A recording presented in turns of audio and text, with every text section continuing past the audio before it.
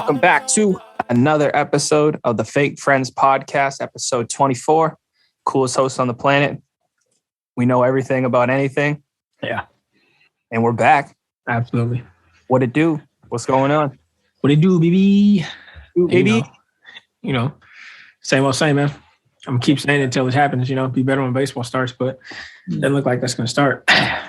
Great jersey choice, by the way. Yeah, I wanted to pull out the Tatis jersey to hopefully bring some good juju to the fucking news today. But yeah, I'm pretty convinced with no evidence that the season's canceled, because here's why. I know we talk about it often, but I know you mentioned how important it is what the players are fighting for, but I think it's just going to come to a point where even if they did come to an agreement to where the owners are finally like, fuck, we're losing money on our TV deals because we haven't played yet, and it's June, and then it gets to July, and they're like, why start a season mid-July? Why even players aren't even why even start the season? Want to play? Yeah, they're gonna be like, why even start the season? Start next year. I'm telling you, it's gone, it's done, which is so sad because that means I need to make it through another winter with no fucking.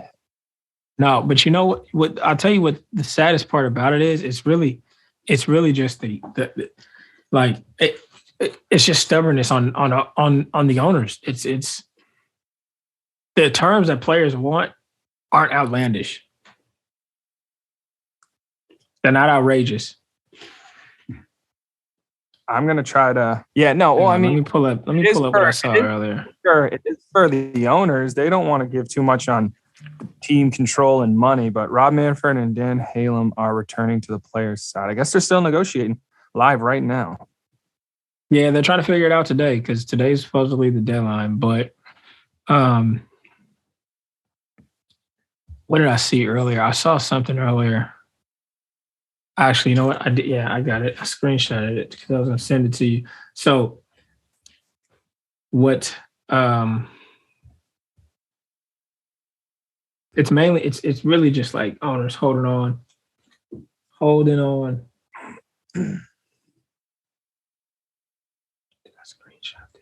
Well, also too is there also might be this might be the time where they're trying to talk about fucking how the game's played to a degree. So it's like adding like timers to stuff, like pitch. They know they got all that. That's not in this agreement. Like they're already doing that. No, I know, but doing that. But like, eliminating the shift, things like that, And honestly, like I thought about it. That doesn't take a CBA though, bro. Like I know, but that doesn't mean they can't be talking about stuff like that. But like I thought about it because Harold Reynolds made a comment. He was like, yeah, I mean, when you show up to a game as a fan to watch and you have the whole team on half the side of the field, that's not baseball. Hate to break it to you. It's not. And I mean, shit, he's right when he put it better. Just pitch better. Like, yeah, so they're also, this is what bothers me, and you said this. You were the one who said this, and you're so right. All these people in suits and executives and all these people who are afraid of losing fans and the game not being whatever, ball and play and all this shit. It's like, well, why don't you tell pitchers to, one, challenge hitters more? Why don't you not allow fucking off-speed pitches? Make everything fastballs only. You know what I mean? Like, challenge hitters. Hit your spot. You don't want the guy to pull it? Hit your spot. Do your job as a pitcher. Keep him off balance. Beat them. Yeah, it's so silly. It's so silly. Like, I try because I get like I fully understand the other side of the fence in that argument. You align your defense to a hitter's strength. Like he pulls 80% of the balls he hits. When he has success, he pulls the ball. So you stack your defense to the side in which he most frequently hits the baseball. I totally understand that. But the game, like that's not new information in my opinion. You knew so Griffey's a pull power hitter. You knew that. So what did pitchers do? They tried to not allow him to get extended to pull the ball. You understand what I'm saying? Like that was the combat before. Well, it was that was the strategic strategy of the game. It was like, well, we don't pull the ball by making pitches that he can't pull or that are harder to pull. That's why I like Harold's point, because it's like, yeah, well, if you fucking stop putting your third baseman in right field, those balls are now hits. You have runners on, you have more likely to have action. So it's like, just get rid of the fucking shift and there'll be more guys getting hits because they're not hitting the ball into fucking guys who are playing way out of position. Like, I'm all for. Yeah, the baseball is more exciting when it's an offensive game. Period. Just when the ball's in play, but it's like, yo, you're gonna put your third baseman in right field. Like I can understand, moving them in the hole, shading them more towards like the line, but putting them in right field, like maybe they should have some line of, oh, you can't cross second base or something like that if you're in the infield, Maybe. I think the principle behind it. I think the principle behind it all is as simple as, because I understand teams are trying to gain an advantage to win, and you get a hitter up there who pulls the ball 80, 90% of the time. You want your defensive line there. It's no different than your manager, your coach saying, hey, 2 steps to the right, hey, play the gap here a little bit, But do you know why usually that's happening? Because you're playing that predicated on your pitcher strength and where you're trying to pitch the guy. Like you said, moving your third baseman to short right field, I get it, but I just think like that's just not baseball. It hasn't been. Yeah. And honestly, that type of modification to the game doesn't make the game cooler or youthful or more exciting, in my opinion. You know what I'm saying? Like it kind of robs the because you're like, oh, my pitching stinks, so I'm gonna pitch the guy's strengths and hopefully they just hit it where to my guy. Whole team. I'm gonna take my third baseman, my shortstop. I'm gonna put my shortstop on like the second base side. I'm gonna put second base at like one. Dude, it's stupid. And you're just sitting here. And the kind of argument is, we'll just hit the freaking ball. Yeah, here's my thing though. Hit the ball the other way or lay down a bunt. But you know what's crazy though? I'm telling you right now, players would start doing that and they would still shift. It wouldn't change. They would still shift. It wouldn't matter. You know why? Because the reason that they shift is they want you to do what you don't normally do. So if Bryce Harper goes up there and lays down a bunt 3 times a game, the team won. That's what they wanted him to do. Even if the guy came up each 3 times right behind him and hit 2-run home runs and gave them they 6 live with that. Like, well, Bryce didn't beat us, so we won. It's like, so we won. Like you lost. And that's why again, it's already hard enough to hit. It's already hard enough. So why not just take your chances? Pitchers, be better. In my opinion, and that's not like a shot at pitchers, but it's just like a scapegoat for pitchers. Like, oh, I can leave this ball over the cock and he can hit a hard line drive through the 4-3 hole because my third baseman's in shallow right. Yeah. That's just not baseball, in my opinion. No, it's not. There's a lot of other things that, they could easily fix. Not to talk too much about this topic because there's other things I want to talk about, but they're so concerned about games going late. I'm like, dude, it's so obvious. MLB is the only sport in the world that doesn't have modified regular season extra time inning modifications to the game. Just either cap a game at fucking 11 innings. Like you can't go past 11 innings and you just start adding ties, or you do the runner rule, or you do the runner rule after 11 innings to put guys on, or you just add a fucking time clock and you say the game can go past no longer than 3 hours. I mean, you have time limits at youth levels. So I'm just like, I don't agree with the time limit thing, but my whole point is like, you're so concerned about trying to make sure baseball games are a certain time length. And I'm like, stop trying to make every minor micro adjustment to make it happen. Just make a macro adjustment, cap it with a time limit, and let players do whatever the fuck they want in between that time. Like, it's just so stupid, dude. Honestly, they just need to modify the innings. Just don't let regular season games go past fucking 12 innings. And that's that. Yeah, make it 3 extra innings. There's also a factor here because a lot of this comes from trying to make the game appear appealing to the youth. And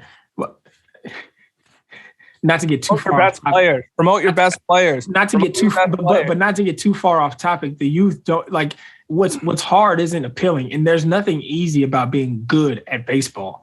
Like you don't just show up to Little League, you don't just show up to Pony League, to your high school team and like be good. You know what I'm saying? Like there's a lot more opportunities to be good on a football field based on athleticism, a lot more opportunities to be good on a basketball court based on athleticism if you can run, jump, and if you're strong.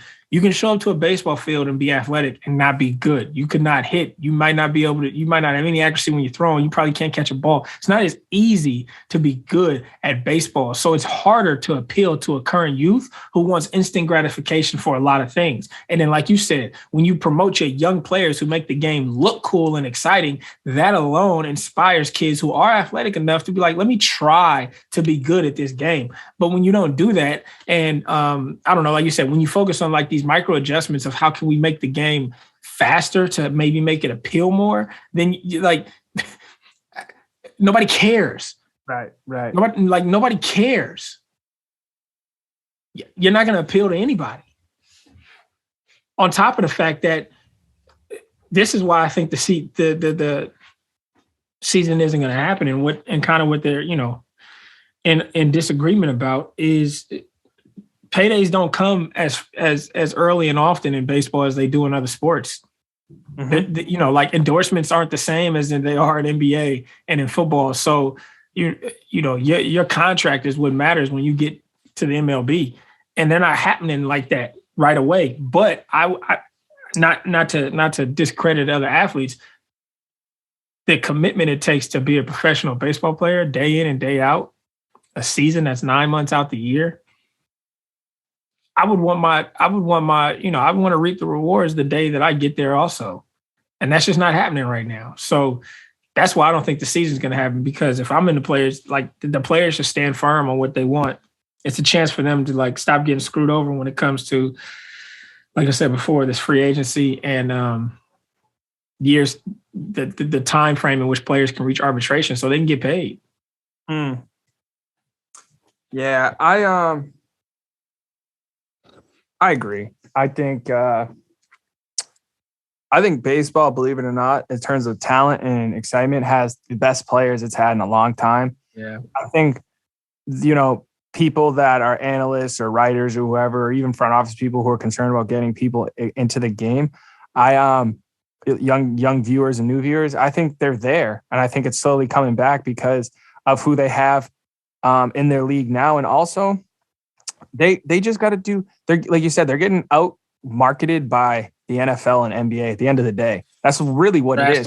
They appeal to the youth to be like, oh, because they involve, I'm not saying it's right, but I'm just saying they just find a way to connect to the youth better, whatever that may be. They just make it look more appealing and cool. Yep. Not saying baseball, because dude, when you go back and watch 80s and 90s baseball, dude, like, and you go see who's in the stands and everything, like all age groups, everything, you have everybody. It was a thing. It was an activity, man. It was the cool thing. The league was just full of like young, new, like, dude, I would say like the 92 All-Star game that was in San Diego was insane, because you had the end of generations from like players from the 70s into like the early 80s. And that's when Griffey was young, Bonds, you had Gwynn. Dude, it was insane. You had a blend of decades coming together to where the old guard was passing to the new guard that was going to carry the game. And I feel like it's kind of where it's at now. You know what I mean? I will say this, that I do, again, like I said, baseball is more fun when it's an offensive game. Nobody like a true baseball fan appreciates a no-hitter, a one-hitter, a 20 strikeout performance. If you do want to, because it's deserved. But the fact that these teams just fucking move defenses around and guys can't hit and pitchers can't pitch, but it's like, dude, I'm telling you, like, football will always be there, but it's going to come to a point where parents are going to be like, do I want my kid to play football because all the fucking injury bullshit, or can I have him go play baseball and it's a fun sport and you play, you know what I mean? Like, you don't have to worry about getting your brain scrambled. Like, yeah, I'm telling you, I think it has opportunity. It has opportunity. There's a lot of opportunity. They need people in position like the current commissioner to. I'm telling you right now. Here's why baseball doesn't seem popular to people and maybe younger kids. And I don't know. I'm not talking to fucking young kids every day. But if I had to guess, here's why. Baseball, even in season, isn't talked about on ESPN. There you go. You turn on ESPN right now, they don't even talk about the lockout. They don't even talk about the lockout. It's not even talked about. And again, I hate ESPN because they're full of fucking agendas to fucking promote certain things and players and stuff. They want people to be focused on certain shit. That's a political show. Yeah, it's a political fucking network. But it's like, You have a major sport that gets no promotion. So how are supposed to be in season right now? They're not even talking about it. When we were younger, you knew everything about baseball. It was always on. It was just like nonstop, you know?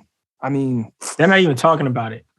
They don't talk about it. Like, they don't even talk about it. I mean, not like they should. You have a major sport about to not have a season, and it's just kind of like, okay, when is Ben Simmons going to play against the Sixers? Like, that's, you know what I mean? Right. Like, that's the topic of discussion.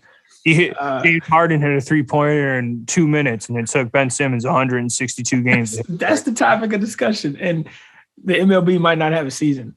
Right? Yeah, dude, it's fucking insane. Yeah, I don't know. Maybe we're just extreme baseball fans. So I know I am, but it rubs us the wrong way in a sense. But you know this. No. But you know this. You hear this all the time from people who will say this, who go, I was never a baseball fan. I used to think it was boring, or I just wasn't too into it. I could watch it, but only if I was there, until I started learning the game. And then I realized what was going on. Once you learn the game, you realize how cerebral and how much of a fucking chess game it is. And it is that much into it. I've heard both men and women say that. New fans, like, and so I'm sitting here like, well, how can they teach the game to people as like, dude, baseball tonight isn't on ESPN anymore. So how are young kids supposed to learn the game? Like, I learned baseball from Harold Reynolds. Like, that's what I knew, because baseball tonight was on. You know what I mean? It's just MLB's issue for getting people to be fans of the game isn't because of the product on the field. It's because they don't make an effort to attract new fans. How you promote it. Yeah. This promotion, dude. It's not the game. The game isn't the problem. The game's the best it's ever been. You can hit a home run in the first inning of a fucking April 3rd game and throw your bat over the backstop, and it's accepted as like, yeah, man. Any other? Here we go. Not to cut you off. I just found what I was looking for. This actual ESPN app article when they released it by, what is it? Jeff Passan. This was this morning. He does a good job. I just hate his fucking Twitter profile. So player play has decreased over like the last 4 years. But like, revenues haven't. They've only increased. I mean, they made money in 2020. And like the biggest thing that the players don't want to happen is them getting screwed, and that's why like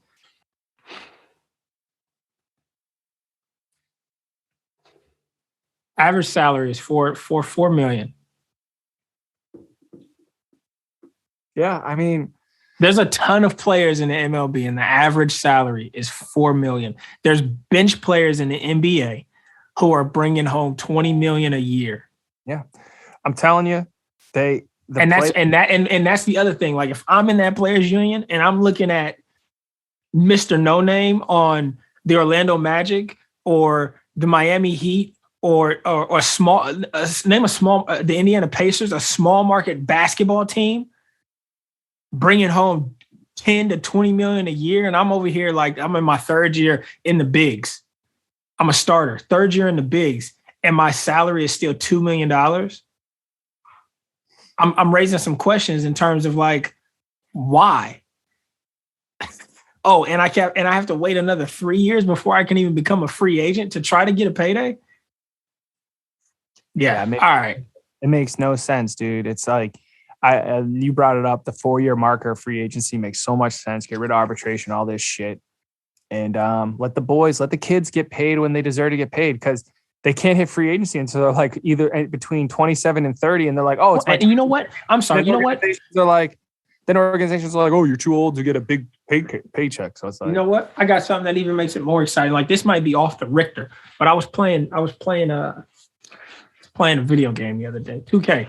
I was doing the My Story mode, and it was like after your rookie season, you're a free agent. I'm like, well, that's not real, because you have a rookie contract in most cases. But imagine you draft a guy in the MLB. You draft him, and he's in your minor league system for 2-3 years. He comes up, boom. He comes up not in September. He says, say if you start the season, or whenever they want to say that time starts for his rookie year to be eligible, he's a free agent the following year. Now, that kid that's 21, 22, free agent. A restricted free agent, just like the NBA. The team has the ability to match any offers. That kid can be like, you know what? I got a market for me because I just won Rookie of the Year, or I just put out numbers that are Bobby Wood Jr. I'm the hottest prospect. I'm the hottest prospect out here. Either the team that developed me is going to lock me up, or I'm going somewhere else. Free agency makes shit exciting for fans to be like, ooh, kind of like this year. I mean, it's so unfortunate you had this lockout because you had the opportunities for these shortstops to go somewhere. So whenever a player comes up and is MLB ready, maybe it's 2 years. They spend 2 years with the team, and on the third year, they're a restricted free agent. Free agent. So the team is forced to renegotiate. So if you get called up at 22, you're now 24 as a restricted free agent. Then the following season, if you do one more year, let's say they sign you to a 1 or 2 year deal, the following season, no matter what, you're no longer a restricted free agent. You're a free agent after that deal. Yeah, after that deal, you're. So hey, that gives everybody a benefit about. That gives the player. Mm-hmm. That gives the player to either, because the team can also renounce. Also you can leave that, and you can still leave the compensation in there. So let's say you sign a restricted free agent, you steal him from a team, you lose like draft picks for sure. Yeah, or a team that doesn't resign or doesn't sign their restricted free agent gets a comp pick. You get what I mean? Like there's ways with free agency. Like I don't even know how the MLB hasn't looked at a sports league that has completely boomed like the NBA and not just copycatted the structure of it. Because the NBA, you know why? The NBA has a G League. You know what the NBA did? Is they basically copycatted the MLB when they integrated this G League and the G League Ignite. They're allowing kids to go from high school straight to a G League to then get drafted. So here's what's funny is like the MLB has always struggled to change things in the game. And I forget this dude's name. I forget his name, this reporter, but he made a funny comment that's so true. He was like, look at the NBA. They realized that after an offensive rebound, they needed to fucking keep the game going. So they shortened the time clock. You got offensive rebound. You only have 14 seconds instead of 20. He's like, and the MLB, they literally just went from throwing 4 pitches for an intentional walk to throwing out 4 fingers. And the people acted like they were changing Bible verses. He was like, and I was like, Harold Reynolds was like, yep. But it's so true. It's like, that was just a little change how it speed up the game. It makes sense. It's like, okay, how many times do you have a Miguel Cabrera reach across the plate and put the ball in play? And how many times do you have a pitcher not? I get it. It's an active play, but honestly, it's like, there's no need to throw 4 pitches. Like, dog, just go to first. Yeah, go to first. Put them on. Just go to first, dog. Just put them on. It's a waste of time. A waste of fucking time. It's a waste of time. There is some things that are traditional that don't need to remain. Right. They just don't. You know, and you know what's even crazier? Here's the thing: is like it's not like the league is so restrictive to altering things because they're implementing automated like artificial intelligence for strike zones. Coming. They implemented instant replays. So it's not like you. That's why I said it's unfortunate because what it really boils down to is it just boils down to owners not wanting to share a piece of the pie because they're making so much money. Yeah. And it's really sad. And even if you don't want to share, then give up the control. Let players have the freedom to bet on themselves. Let players have the freedom to dictate their futures by being, you know what? I just got to the league at 21. I'm a restricted free agent at 22. I'm a free agent at 24. And the more youthful your players are that have the ability to determine their future, the more appealing you are to the youth. Like, yeah, and you're not going to just see players just constantly getting crazy deals at the young age because you got to look. There's unproven talent. Plenty of players that blossom at 26 to 28, 29. It's like, because it takes some guys longer to figure out how to hit. I mean, look at JD Martinez, per example, like Nick Castellanos, Think about the strategy that's applied here where a kid comes up, has a Cody Bellinger year at 20, 21. Sure, his restricted free agent deal that he signs could be for 4 or 5, could be a 10-year deal. If that team is all in on him, team could also make a 2-year deal and be like, we'll renegotiate when you're a free agent. But you now have the ability, you have more control as a franchise to say, hey, you're a restricted free agent this year. We'll give you a 2-year deal until you reach free agency, and we'll give you what we think you're worth, or we can negotiate what you're worth predicated on that year you just had. Honestly, eliminate the arbitration. Yeah, and I don't think it guarantees teams just swooping up big name players and hot. No, players. Because teams have an ability to match. Yeah, because teams that are already in a good situation, just use the Dodgers with their roster, they're going to be like, why do I feel like I need to go get Aaron Judge when like I have a guy that I'm paying way less money right now that I think is just as good? You know what I'm trying to say? So it's like, I just think it adds way more strategy. And it keeps strategy to signing players, general manager. I mean, think about those small market teams that now have a chance to get a restricted free agent, because that small market team could be like, wow, let's see this. This 23-year-old Bobby Witt Jr. is a restricted free agent, and we are the Pittsburgh Pirates. Bobby Witt's with KC, right? So it's not necessarily a big market, but let's just say another small market team's like, he's a restricted free agent. Let's go offer him basically a 10-year deal, 12-year deal. The team's got to match it. KC's now got to determine, are we going to match that or not?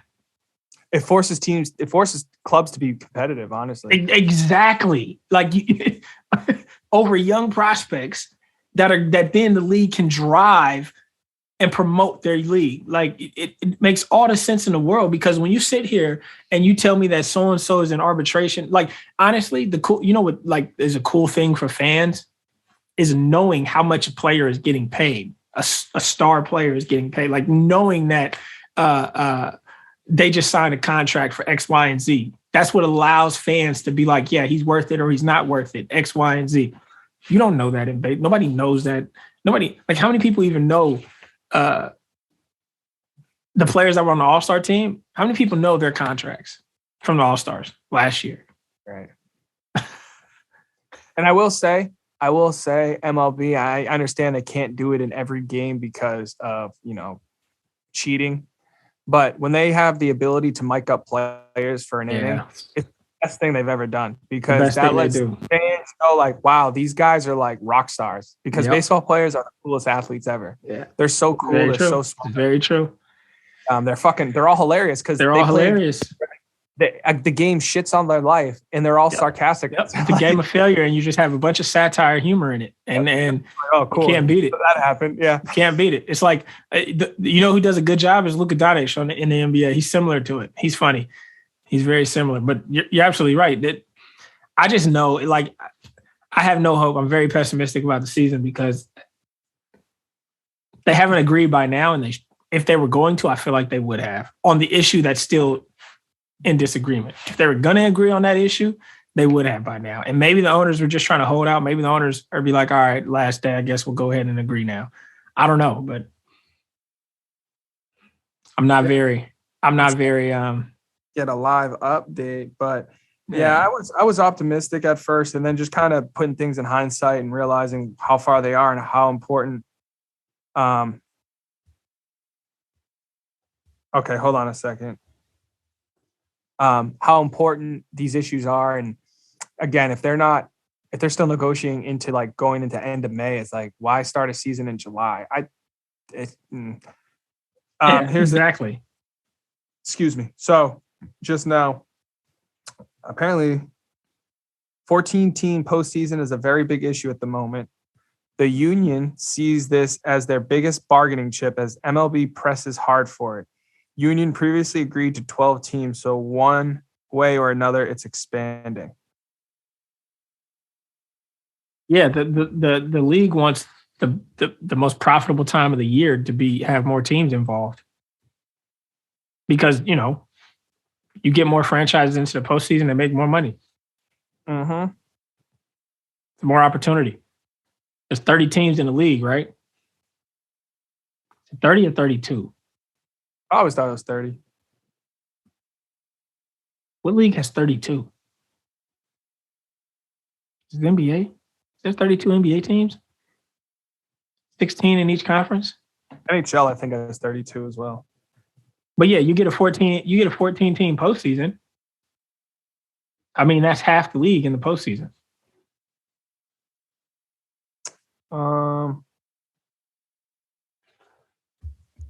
And that makes it, that's appealing for if I'm an owner of a club and my team squeezes into the postseason as the 14th team. Absolutely. Doesn't the NBA have half the league make the postseason? Yes. I don't know. I mean, look, we're not talking about on-field drastic adjustments. We're talking about structure. And I know you hate the NBA. I won't say you hate the NBA. I just know you're not as fond of it as you once were, maybe or so. But the structure of their league is very, very successful and sufficient right now. Yo, I'm sorry. Hold on. So they're in separate rooms. The commissioner literally has to walk back from freaking to get to the. Can you see that? I know. It's bright. He's got to walk back and forth, huh? They walk back and forth buildings. They're not even the same building. That's hilarious. No, I think, well, I mean, you got the NBA. Realistically, why they have more teams in there, where you can tell maybe 2 or 3 teams legit have a chance to win titles. MLB is a little different in NHL than the NFL and NBA in terms of who team, like 8 seeds in the NHL win the Stanley Cup. Wild card teams in baseball win the World Series. So if you expand, I know there's going to be a threshold where teams just aren't good enough, but there still are some threshold borderline teams but hold on, I'm going to bring up the point that you made that makes a lot of sense too, is you never know in baseball because teams get hot, teams get cold. So a team that's supposed to be lesser on paper can still execute and win based on guys getting hot. Like it's Things a weird. Could just go their way. Things could go their way. Yeah, that's the in thing. basketball. It's a little different because like it's a matchup. Like it's just like there's like you can't just there's things you can't stop in basketball just on pure matchup. In baseball, I mean, I'm sure Detroit didn't show up to San Francisco that year and expect Pablo Sandoval to take Verlander deep, 2 times? Those things, like, that's a matchup that on paper, Verlander's supposed to win. Right? When matchups on paper in the NBA are one-sided, that's how they play out. Because it's too much of a physical, you know what I mean? But like once the pitcher lets the ball go, he has no control. Once the hitter puts the barrel on the ball, they have no control. So there's a lot more, intangible variables that are like intangibles and variables that are unpredictable in baseball that allow things to happen unpredictably, which is why I can understand the owners wanting a 14-team postseason because, like I said, it's more profitable for them. But and also, I will say that it is, the players do benefit because the most exciting time for baseball is the playoffs. So it's also when you get paid. It's also when you earn your paycheck. So, I considering it's past the timeline they wanted to have something done, they're still negotiating. I don't know. We'll see. Maybe something does get done today. I doubt it, but season's probably done. Maybe that's why Derek Jeter left the Marlins, because he was like, well, he already knows. He already knows probably. This isn't happening this year. I'm out of here. I'm retiring. Well, See ya. Derek Jeter's the man because he literally just told the baseball world, yeah, I'm taking out my shares. I'm leaving my position because this organization doesn't want to win, which we all know organizations don't want to win.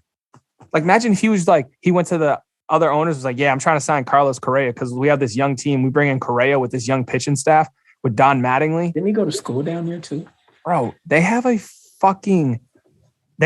really good young team. Like, they can compete in the NL East with their young pitching prospects. They got some young arms. They got some young arms that you do. The sky's the limit. Honestly, we don't know. And the Jazz is a showstopper. Yeah, he's Showtime. He's a showstopper. Yeah. So it's like, why wouldn't they be in the hunt for a big name player? Yeah. That's crazy. And you always said this too. Here's the thing too. Like when it comes to like these big name players, they're not unaffordable. Baseball owners and franchises, it's not like there's a player they cannot afford. There's no salary cap. It's not like they can't afford them. It's taxes and luxury taxes they don't want to pay. They just don't want to pay. Like, dude, that's what pissed me off about the whole Red Sox Mookie Betts situation, because they were like, well, you can afford they were trying to sell this to the team, to the fans. They're like, well, because of the luxury tax, we'd really be paying them X amount of dollars instead of what the contract is. And fans were like, yeah, blah, blah, blah. They started believing the propaganda, all this shit. And anyways, and 3 years after they didn't sign Mookie Betts, you know what that team went and did? They went and bought the Pittsburgh Penguins for way more than what they would have signed Mookie Betts for. Okay, so there you go. Now, granted, I'm not gonna. I will comment on that. Buying a sports franchise could deem more profitable than signing a player to an 8-year deal. I'm not saying that. They're acting like they didn't have the money. You're acting like you didn't have the money to pay him, as if he wasn't going to help your franchise benefit and profit also as well. So it's not like teams can't afford players. And like you said, when that whole excuse of it's too expensive to pay this guy that, never believe it. At least in baseball. Because in basketball, like there's caps that teams have to stay under, and you can't have everybody on your roster just getting in 20, 30, 40 million a year. In baseball, if you wanted to, you could. Like you could. Like you can have 10 guys on your roster in baseball that are paid $40 million. Dude, if some elite family came in and bought a baseball team and they were just like, well, I'm gonna have everyone on my team making $100 million a year, $40 million a year. They could sign anyone. They could sign anybody. They'd be like luxury. Honestly, the Dodgers tried to do it. Yeah, that's why I still think this is crazy. The Dodgers tried to give Bryce Harper $50 million a year. Yep. $50 million a year. I think the deal was like 4 years, $200 million. And I'm just insane. It was insane. That is insane. Or maybe it was like 2 years, 80 million or something. 4 years, something like it was like 40 million a year. But like that's just unheard of in terms of like the fact that they were trying to do that, considering who else was on their roster, and they could have still signed more. Right? So it's not like that they don't have the money. It's not like it's unaffordable.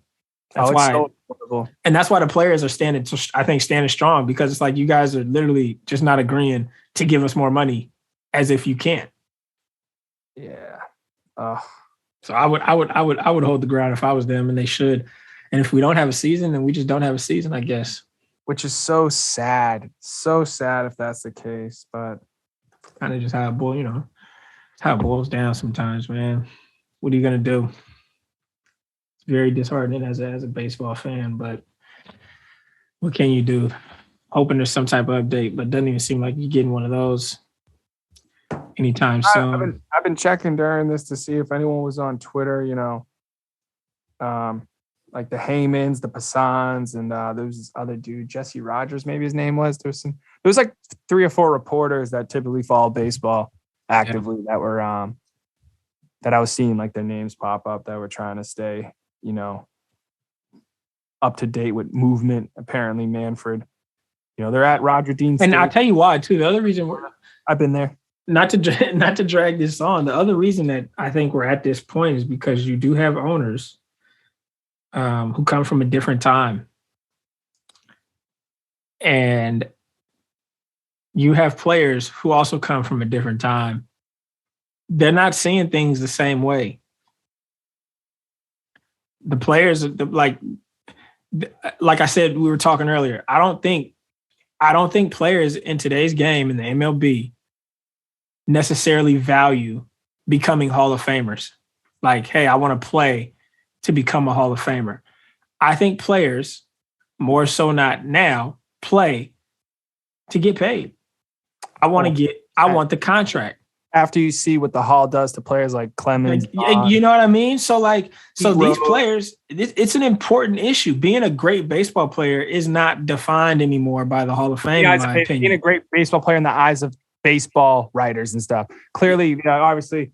No. I'm saying being a great baseball player to these current players is not defined by becoming a Hall of Famer. No, it's not. It's how you impacted the game with and liking you and shit like that. And whether or not I'm getting paid. Yeah. That's why this issue is not just going to be all right. I'm not going to lie. If I was a pro baseball player, I'd be concerned with winning and getting paid. I'd want to win and get paid. If my stats had me good enough to get into the Hall of Fame, that'd be freaking cool.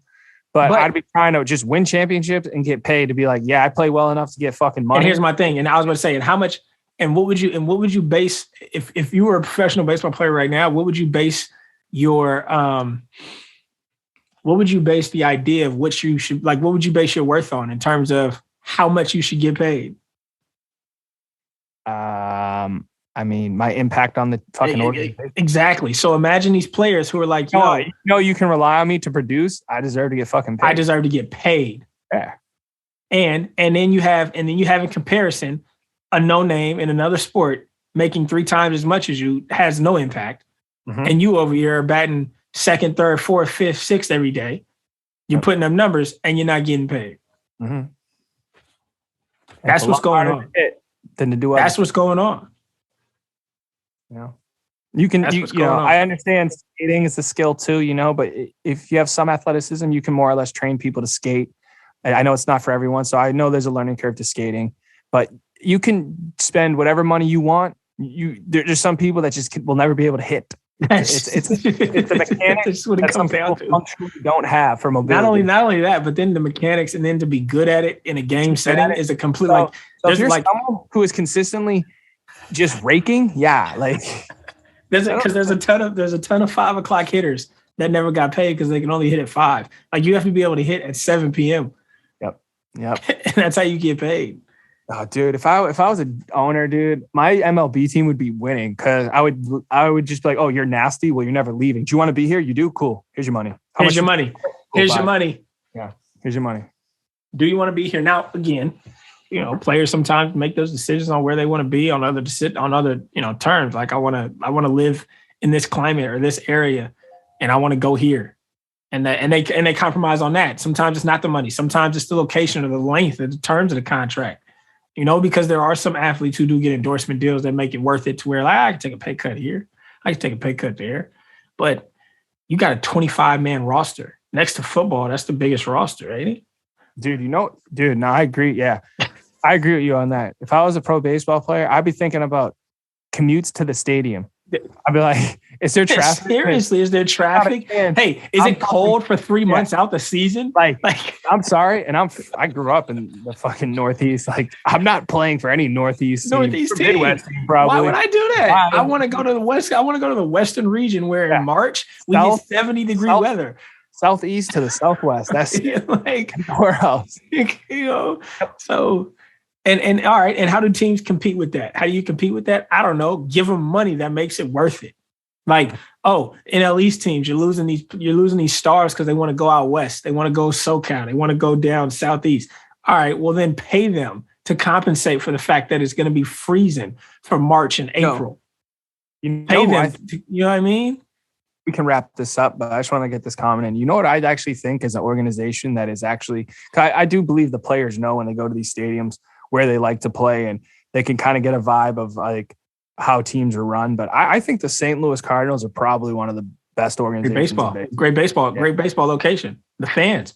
That's the other thing. That's the other thing that factors in. Fans. The organization, the fans. I just think you like that's a destination that you might not think in terms of like where players would want to play. But I think St. Louis would be like a absolute organization you'd want to play baseball for, without a doubt. Because as a player, you want to feel wanted. As a professional athlete, you want to feel wanted. And when not just the organization, but the climate, the location, the geographical location makes you feel that way, like you don't even have to be a star. You just have to be their star. They're going to embrace you. That plays a big part in it. I'm sure that, Kansas City the same way. Yeah, absolutely. Maybe I don't know. Maybe the same thing with Cleveland. The Guardians, maybe the same thing with just baseball. Baseball areas. Cleveland fans in general just have probably the most satirical sense of humor ever. I mean, all of their sports teams get shit on. Yeah. Literally, they've had some good baseball, some good football teams. They've had good organization runs, but consistent. If they've been laughing more than they've been. Cheering. Yeah. One thing before we wrap too, I think that like from a fan standpoint, people should factor in when it does come to decision making for like athletes in general. Athletes have families, they have kids, and their job. Nobody wants to relocate their job every 2 or 3 years. So when they do make a decision on where they're going to be for the next 8 years of their kid's life, that has a big factor into where they're signing and who they're going to go play for. Yep. Big time. Like if you don't think professional athletes are sitting down with their families thinking about communities and schools for their 8-year-old because they're going to be 16 by the time they're ready to retire, that type of stuff factors into decision making. It's not just about going and playing for a team that you have the best chance to win or going and playing for a team that gives you the most money. Those things are factored into decision making, but there's a lot of the things that go into it. Sometimes I think that just gets overlooked, on top of where it's warm and where it's not. Yep. Yeah. So, but we can wrap. I'm dying on the same hill that I don't think we're going to have a season because, traditional owners, I guess, are too stingy. Share the wealth. I'm dying on that hill too. I wasn't there, but yeah, I think the season's a wrap. But from this lockout and lost season, I think comes a better opportunity for players that are in the game. Yeah. So somebody should send our podcast to the owners, and maybe they can take like our free agency critiques and apply them. I mean, geez, hire us in the front office, dude. You want to win? I'll get you to freaking win, man. The players would love me. Yeah. They would love me. They would love me running their fucking team. I know that for a fact. Yeah. Yeah, we should definitely be a GM somewhere. Yep. Marlon's got an opening. Yeah, my application in. Yep. Are you kidding me, dude? If I had a player that was fucking in Chuck Knoblochville, dude, in the head, I would take him to like his high school field and hit him ground balls. Like, yep, I'm going to hit you ground balls here until you fucking figure out how to be comfortable in our stadium. Yeah. And you're laughing because, that's the fucking best idea ever. Great. You said Chuck Knobloch in the head. I can't throw it for a second. I literally... that poor guy, dude. He just no one knows what it's like to have the utmost confidence to do something, and then you lose all that confidence you've ever had in your life. If you don't know what that's like, that's a dark space. It's a dark space. That's a dark space. Yeah. That's a dark space. Which is why people should stop shitting on Ben Simmons. It's a dark space. He might be soft, but it is hard to lose your confidence, something you were really good at, and then just come back and be like, I'm good at it again. And there's all kind of the pressures weighing on you. Yeah. Yeah, man. So, all right, man. Hopefully we have a season coming up. Hopefully. Till next time.